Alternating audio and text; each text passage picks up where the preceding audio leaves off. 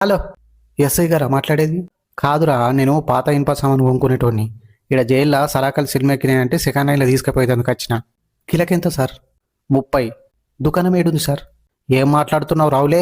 SI Ramachandar, నమస్తే wet. నమస్తే sir. Sorry sir. ఏమైనా చెప్. నా పిల్లం కనబడతలేదు సార్ 3 రోజుల నుండి. నా పిల్లం కూడా నన్ను ఇడిచిపెట్టిపోయింది ఇలా పొద్దుగాల. Sorry sir. ఎందుకు?